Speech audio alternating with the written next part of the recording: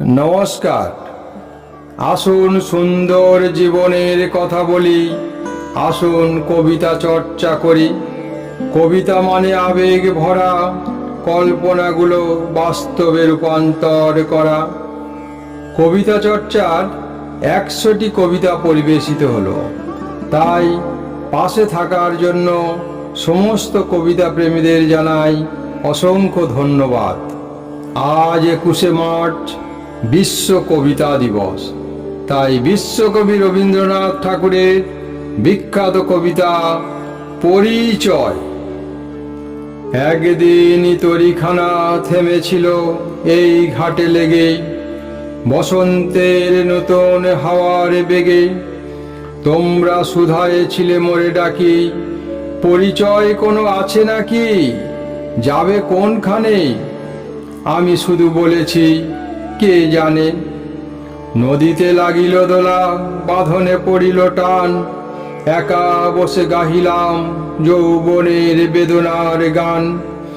সেই গান শুনি কুসুমিত তরুতলে তরুণ তরুণী তুলিল অশোক। মোর হাতে দিয়ে তারা কহিল, এ আমাদেরই লোক।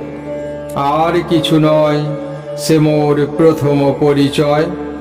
তারপরে জোয়ারের বেলা সাঙ্গ হলো তরঙ্গের খেলা। কোকিলের ক্লান্ত গানে বিস্মৃত দিনের কথা অকস্মাৎ যেন মনে আনে। কনক চাপার দল পড়ে ঝুরে, ভেসে যায় দূরে।